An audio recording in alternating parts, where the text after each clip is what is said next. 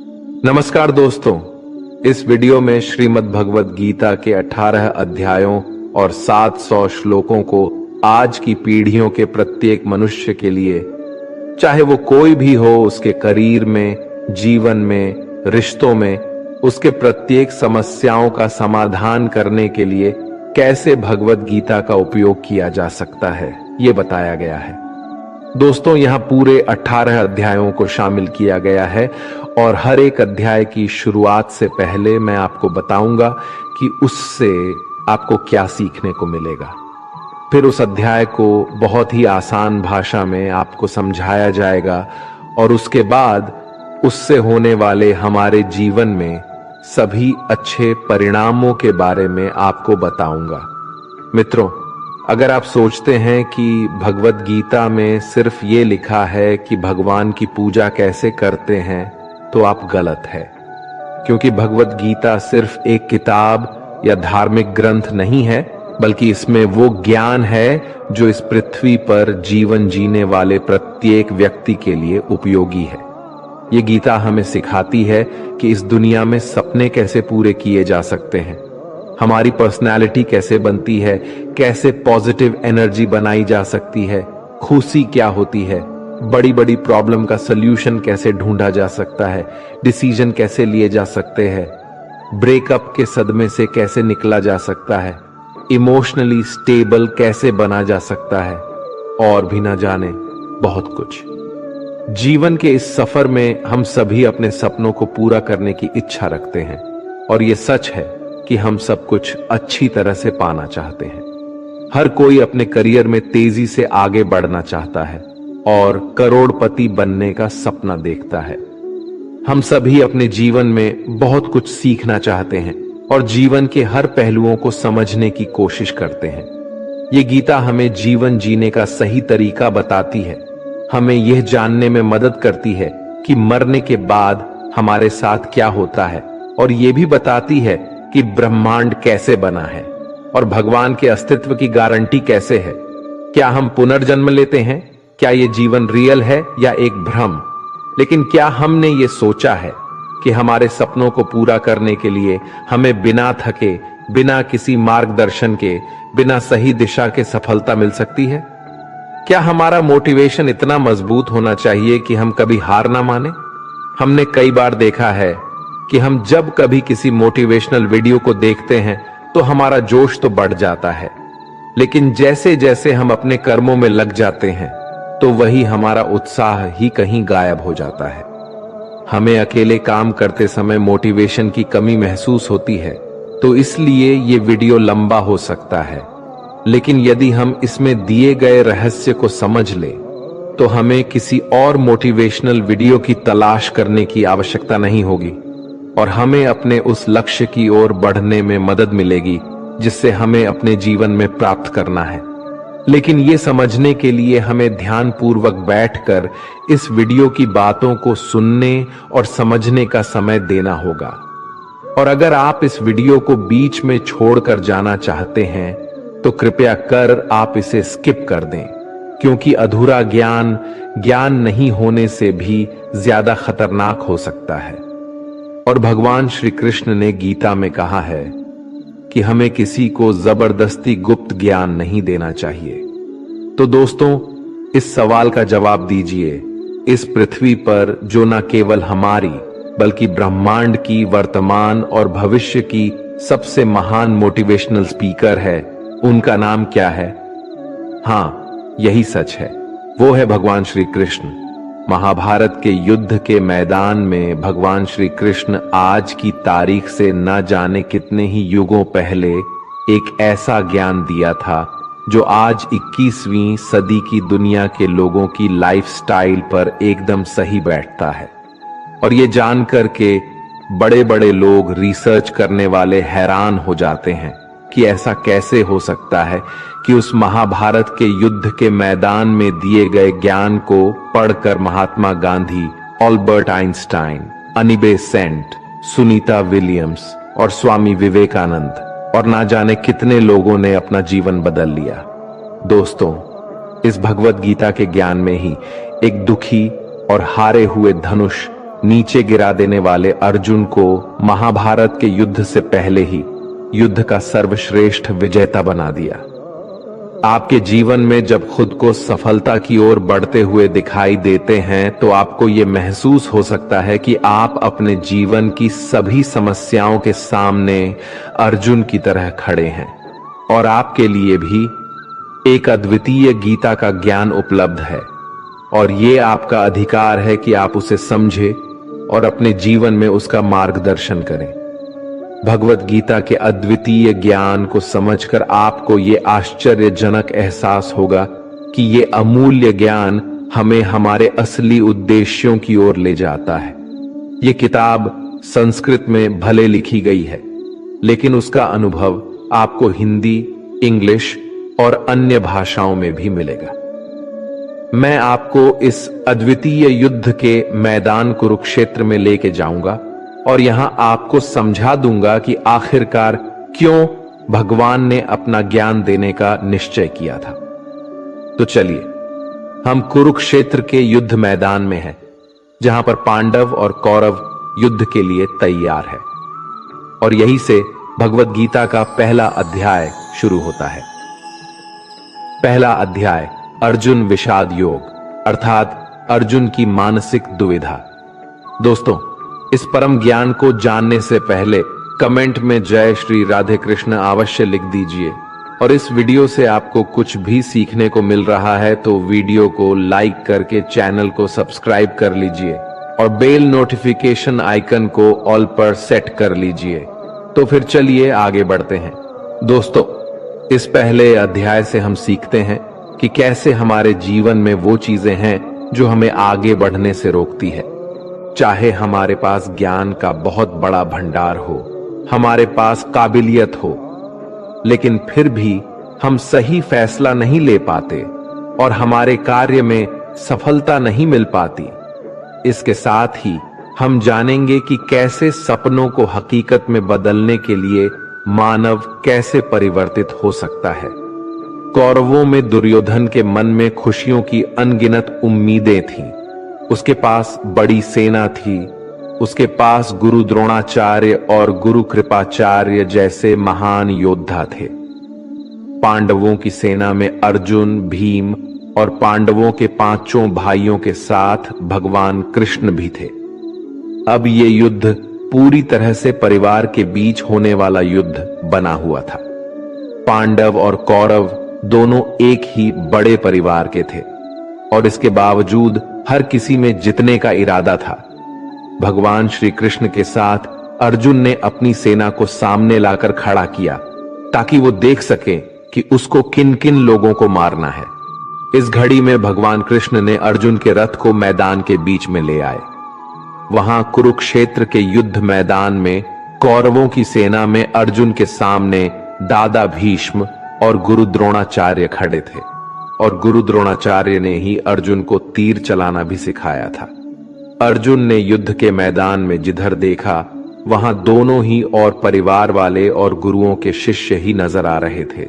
इस दृश्य को देखकर अर्जुन बहुत ही दुखी हो गए और कृष्ण से बोले कि यहां तो हर कोई मेरा सगा संबंधी है, मैं अपने ही लोगों को युद्ध में नहीं मार सकता। मुझे इस राज्य के लिए तो क्या, अगर कोई तीनों लोग भी दे दे तो भी मैं ऐसा युद्ध नहीं करूंगा जिसमें मुझे अपनों को ही मारना पड़े। गीता के इस पहले अध्याय से हमें यह सीखने को मिलता है कि वास्तविक सोच कैसी होती है।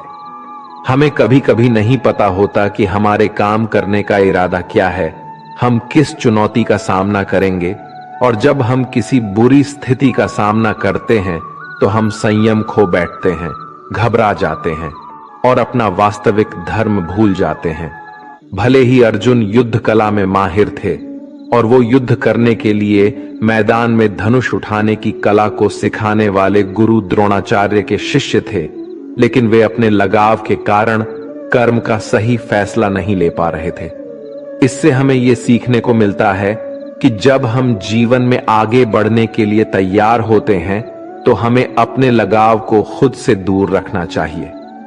मित्रों, आप इसे इस तरह से समझ सकते हैं।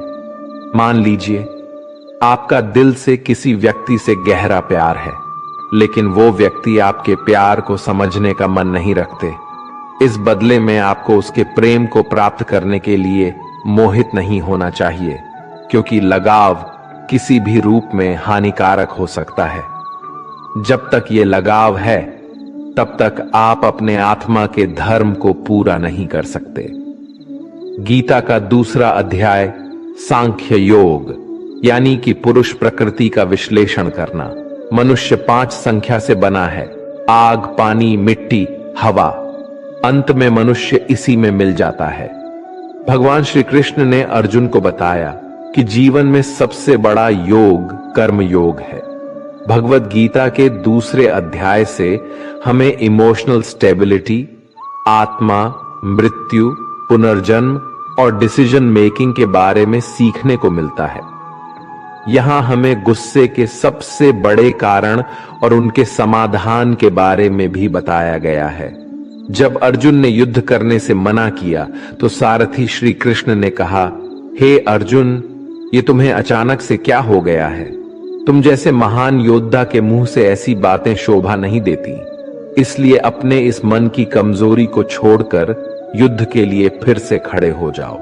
इस पर अर्जुन ने कहा कि इस युद्ध से बेहतर है कि मैं एक भिखारी बन जाऊं, क्योंकि मेरे पास यहां तक तो अपनी जिंदगी का कोई अहम मकसद ही नहीं है। मेरे पास सही और गलत का ज्ञान नहीं है, इसलिए मैं आपसे मार्गदर्शन मांगता हूं। श्री कृष्ण मुस्कुराए। क्या कोई इंसान उनसे कुछ मांग सकता है और वो नहीं देंगे? यहीं से शुरू होता है भगवत गीता का ज्ञान, जिसे आपको भी अर्जुन की भावनाओं को जानना और समझना चाहिए।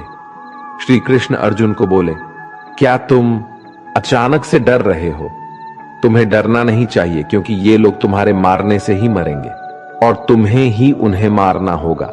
इन सब लोगों का पिछले जन्म से और आगे के जन्म के साथ कोई संबंध नहीं है। वे तुम्हारे जैसे अनादि है। इसलिए जैसे कि तुम अपने पुराने कपड़े बदलकर नए पहनते हो, वैसे ही आत्मा शरीर को छोड़ देती है। हे अर्जुन, तू किसी मरे हुए इंसान को जीवित नहीं कर सकता, क्योंकि जीवन और मृत्यु का नियंत्रण सिर्फ मेरे पास है। तू तो उनकी मौत का सिर्फ एक कारण है, और ये लोग मरने के बाद भी मेरे ही पास आएंगे, क्योंकि वे शरीर नहीं है, वो तो आत्मा है, और आत्मा को किसी भी तरीके से नष्ट नहीं किया जा सकता। आत्मा अगले जन्म के लिए इस शरीर को त्याग देती है, जिस प्रकार तू अपने पुराने कपड़े बदलकर नए पहनता है। इसी तरह से जैसे कोई कछुआ खुद को खुद में ही समेट लेता है, वैसे ही मनुष्य अपनी इच्छाओं को वश में कर लेता है।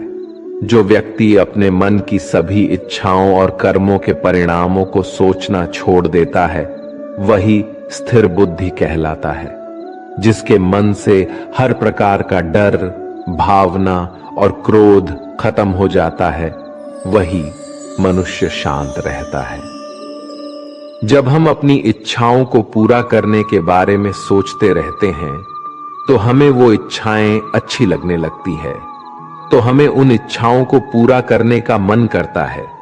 और जब उन इच्छाओं को पूरा करने में कोई रुकावट आती है, तो हमें गुस्सा आ जाता है, और गुस्से में हम खुद को खो देते हैं, और फिर हम अपने कर्म और धर्म को भूलकर अपनी स्थिति से नीचे गिर जाते हैं।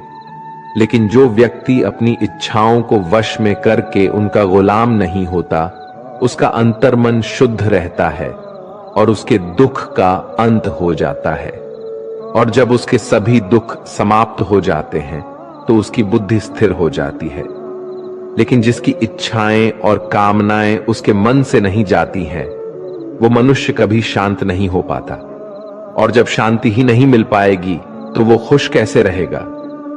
उसकी हालात तो वो नाव की तरह होती है, जिसको उसकी इच्छाओं की किसी भी दिशा में ले जाने की छूट मिल सकती है। स्थिर बुद्धि वाले प्राणी समुद्र की तरह स्थिर रहते हैं, और इसी प्रकार के जीव मृत्यु के बाद मेरी शरण में आते हैं। मित्रों, अब हम इस अध्याय के वास्तविकता पर आते हैं, और आप में से कई लोग होंगे जिन्होंने अपने प्रियजनों को खो दिया है, और आज तक आप लोगों में से जिन्होंने भी अपने प्रियजनों की मृत्यु का दुख नहीं झेला है, उन्हें यह जान लेना चाहिए कि उनके जीवन में भी उनके अपने किसी सबसे प्रिय की मौत एक दिन अवश्य होगी। लेकिन उस वक्त उदास होने की कोई आवश्यकता नहीं है, क्योंकि खुद भगवान ने ही हमें स्मरण कराया है कि हमें अपने जीवन से पहले भी हम इस संसार में मौजूद नहीं थे और मृत्यु हो जाने के बाद भी नहीं रहने वाले हैं। और इसलिए हमें मौत का डर नहीं होना चाहिए। इसका कारण ये है, या तो हम परमात्मा में हमेशा के लिए मिल जाएंगे या हमारा पुनर्जन्म होगा। और जब सभी लोग आखिर में एक ही जगह मिलेंगे तो विलाप करने का क्या मतलब रह जाता है। और यही प्रकृति का नियम भी है। और आपको स्मरण रहे कि हम कोई शरीर नहीं है, हम तो केवल आत्मा है और उस परमात्मा के अंश है। और अगर हमें बनाने वाला ईश्वर है तो हमें उनमें ही मिलने का प्रयास करना चाहिए, उनमें ही लीन हो जाना चाहिए। यह संसार तो एक भ्रम है जिससे उस परमात्मा ने बनाया है। हमने देखा था कि अर्जुन निर्णय लेने में असमर्थ थे। जब भी हम कोई निर्णय लेते हैं तो एक और हमारा मुंह होता है और दूसरी और हमारा वास्तविक कर्म होता है। और इस खेल में हम वो नहीं कर पाते हैं जो हमारा असली काम होता है और जो हमें जीवन में सफलता के मार्ग पर आगे बढ़ने में मदद करता है। इससे हम एक एग्जाम्पल से समझते हैं। मान लीजिए आपको अपने घर से दूर कहीं किसी और शहर में शिक्षा के लिए या नौकरी के लिए या अपने किसी लक्ष्य को पूरा करने के लिए जाना पड़ रहा है, तो आपको अपने परिवार का मोह तो छोड़ना ही पड़ेगा। इसी तरह से आपको प्रत्येक निर्णय में यह ध्यान रहे कि आपके मोह और आपके वास्तविक कर्म में कौन ज्यादा महत्वपूर्ण है। इसके पश्चात हम चर्चा करेंगे कि हमारी समस्याओं का सबसे बड़ा कारण क्या है और उनका मुख्य समाधान क्या है। मित्रों, हमारे दुखों का सबसे महत्वपूर्ण कारण है हमारे खुद की इच्छाओं के बारे में विचार करना।